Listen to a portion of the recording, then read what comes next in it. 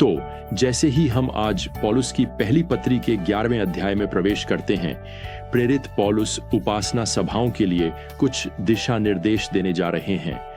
अब उनकी मुख्य चिंता यह है कि जब हम एकत्रित होते हैं और उसकी उपासना करते हैं तो उसमें परमेश्वर की महिमा हो। लेकिन मैं आपको बता सकता हूं, यह किसी भी पीढ़ी में एक विवादास्पद विषय रहा है और आज भी निश्चित रूप से है। अब पौलुस हमें कुछ ऐसे मार्गदर्शक सिद्धांत देने जा रहे हैं जो किसी भी पीढ़ी और सच कहें तो किसी भी संस्कृति में काम करेंगे। तो हम इन्हें फिर से शाश्वत सिद्धांत कहेंगे। अब कुछ उपासना की प्रथाएं संस्कृति से जुड़ी हो सकती हैं, बशर्ते वे शास्त्र का उल्लंघन न करें। अफ्रीका, भारत और हंगरी में जहां मैंने अपनी सेवकाई के दौरान प्रचार किया है, वहां की कलीसिया की सभाएं सभी अलग थीं। संगीत अलग था, वाद्य यंत्र अलग थे। असल में एक अफ्रीकी कलीसिया में उनके पास केवल एक बड़ा ढोल था और सभी लोग प्रभु के लिए आनंद से गाते हुए ताली बजाते थे। तो पौलुस यहां जो करने जा रहे हैं वह है किसी भी संस्कृति की, किसी भी कलीसिया के लिए कुछ मार्गदर्शक सिद्धांत देना, चाहे वह चीन में भूमिगत कलीसिया हो या अमेरिका के किसी शहर की कलीसिया। और पौलुस एक ऐसे मुद्दे को संबोधित करते हुए शुरू करते हैं जो आज कई लोगों के लिए थोड़ा अजनबी हो सकता है। वह यहां तीसरी आयत में लिखते हैं, हर पुरुष का सिर मसीह है, पत्नी का सिर उसका पति है और मसीह का सिर परमेश्वर है, यानी परमेश्वर पिता। अब यह बात तुरंत ध्यान में रखें कि मसीह और परमेश्वर पिता का उल्लेख यह स्पष्ट करता है कि सिर होने का मतलब श्रेष्ठता या हीनता से नहीं है। परमेश्वर पिता और परमेश्वर पुत्र दोनों सार में समान हैं, दोनों समान रूप से दिव्य हैं। पति और पत्नी भी समान भागीदार हैं, मसीह के आने वाले राज्य के समान उत्तराधिकारी हैं।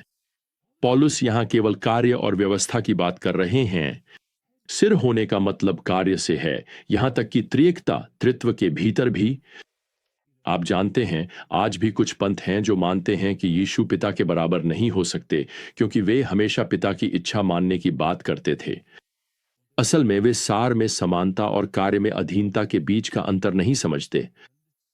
जिस प्रकार परमेश्वर पिता को परमेश्वर पुत्र पर कार्यात्मक अधिकार है और पुत्र ने अपने पिता की इच्छा के आगे समर्पण किया, उसी प्रकार पति को घर में कार्यात्मक अधिकार प्राप्त है, जिसका अर्थ यह भी है कि उसे अपने घर की देखभाल के लिए परमेश्वर को उत्तर देना होगा। आप जानते हैं, अपने सभी वर्षों के पादरी जीवन में मैंने कभी किसी महिला को यह कहते नहीं सुना कि वह अपने पति से इसीलिए नाराज है क्योंकि वह अपने घर में आत्मिक अगुवाई करना चाहता था।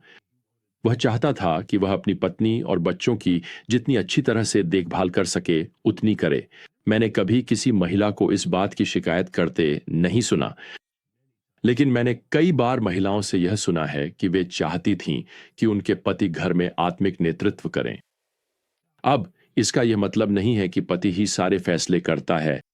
देखिए, मैं आपको बताऊं, अगर मेरी पत्नी की संगठन क्षमता, उसकी रचनात्मकता और हमारे घर और हमारे 4 बच्चों के प्रति उसकी निष्ठा न होती तो हम में से कोई भी 1 महीने से ज्यादा नहीं टिक पाता। लेकिन घर का मुखिया होने के नाते एक दिन उस पुरुष को परमेश्वर के सामने खड़ा होना पड़ेगा।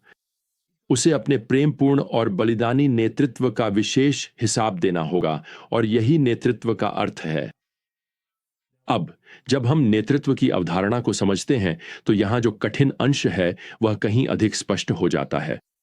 पौलुस यहां चौथे पद में लिखते हैं, हर पुरुष जो सिर ढककर प्रार्थना या भविष्यवाणी करता है वह अपने सिर का अपमान करता है, लेकिन हर पत्नी जो सिर खुला रखकर प्रार्थना या भविष्यवाणी करती है वह अपने सिर का अपमान करती है, क्योंकि यह वैसा ही है जैसे उसका सिर मुंडा हुआ हो।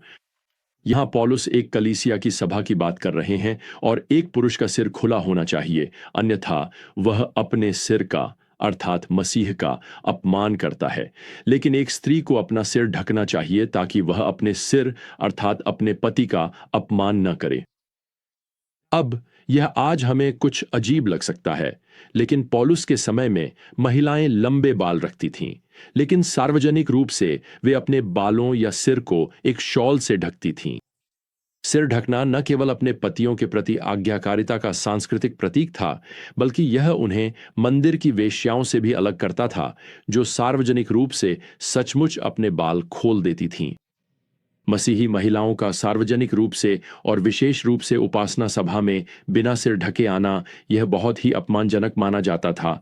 ऐसा स्पष्ट रूप से कुरिन्थुस नगर में कुरिन्थुस की कलीसिया में हो रहा था। अब हमें यह नहीं बताया गया है कि ऐसा क्यों हो रहा था, लेकिन इस पत्र के संदर्भ में यह संभव है कि महिलाएं मसीह में अपनी स्वतंत्रता को कुछ अधिक ही आगे बढ़ा रही थीं। संभव है कि वे अपने पतियों के अधिकार को भी चुनौती दे रही थीं। जो हम जानते हैं वह यह है कि वे अपने संसार के सामने कलीसिया की गवाही को बदनाम कर रही थीं। वास्तव में छठी आयत से यह संकेत मिलता है कि उन्हें उसी श्रेणी में देखा जा रहा था जैसे उन महिलाओं को जिनके सिर पूरी तरह मुंडे हुए थे, जो पौलुस के समय में अनैतिकता का प्रतीक था। अब यद्यपि पौलुस के समय में लंबे बाल और सिर ढकना आज्ञाकारिता का संकेत था, आज्ञाकारिता और नेतृत्व के सिद्धांत कालातीत हैं। आज भी पत्नियों को अपने पतियों का सम्मान और आदर करना चाहिए। पतियों को घर में अपने चरवाहे की भूमिका को स्वीकार करना चाहिए, और वैसे स्थानीय कलीसिया में भी। पौलुस इसे 6 से 9 आयतों में परमेश्वर की सृष्टि व्यवस्था से जोड़ते हैं, और वह यहां 10वीं आयत में यह रोचक टिप्पणी करते हैं कि यहां तक कि स्वर्गदूत भी परमेश्वर की सृष्टि व्यवस्था के प्रति हमारे आदर को देख रहे हैं। तो आज के समय में क्या? आज अगर कोई महिला अपना सिर ढकती है तो उसे किसी संप्रदाय या किसी प्रकार के धार्मिक नियम, पंथ, या यूं कहें तो किसी विशेष धार्मिक परंपरा का हिस्सा माना जा सकता है। आज बहुत कम लोग उस सिर ढकने को उसके पति के प्रति उसकी अधीनता से जोड़ेंगे, लेकिन फिर भी उसके व्यवहार, स्वभाव आदि में ऐसे तरीके हैं जिनसे वह अपने पति के प्रति अधीनता का भाव प्रकट कर सकती है। अब यहां पद 17 में पौलुस कलीसिया में एक और समस्या का उल्लेख करता है। यह प्रभु भोज से संबंधित है। अब हम प्रेरितों के काम की पुस्तक से जानते हैं कि प्रारंभिक कलीसिया के लोग अक्सर एक साथ भोजन किया करते थे। इन साझा भोजों को प्रेम भोज के नाम से जाना जाने लगा। ये कलीसिया के सामूहिक भोज प्रभु भोज के पालन के साथ समाप्त होते थे। दुर्भाग्यवश यहां कुरिन्थुस की यह कलीसिया, जो पहले से ही विभाजित थी और विभाजन की समस्या से ग्रस्त थी, वही इस प्रभु भोज, इस सहभागिता की विधि को बिगाड़ रही थी। पद 18 में बताया गया है कि लोग छोटे छोटे गुटों में बंट रहे थे और कलीसिया के अन्य लोगों की अनदेखी कर रहे थे। यहां पद 21 में पौलुस प्रकट करते हैं कि गरीब सदस्य उनके पास खाने के लिए बहुत कम था, जबकि अमीर सदस्य खुद को तृप्त कर रहे थे, और वास्तव में उनमें से कुछ तो थोड़ा नशे में भी आ रहे थे। पौलुस यहां पद 20 में इसे काफी स्पष्ट रूप से कहते हैं, तुम जो खाते हो वह प्रभु का भोज नहीं है। दूसरे शब्दों में, जिस तरह से आप व्यवहार कर रहे हैं, दूसरों से अलग हो रहे हैं और अपना भोजन साझा नहीं कर रहे हैं। गरीब सदस्यों के पास खाने को कुछ नहीं है, आप में से कुछ तो नशे में भी आ रहे हैं। मुझे नहीं पता आप क्या कर रहे हैं, लेकिन आप प्रभु भोज का पालन नहीं कर रहे हैं। अब इसी के साथ पौलुस उन्हें प्रभु के भोज के बारे में प्रभु की शिक्षाओं की याद दिलाते हैं।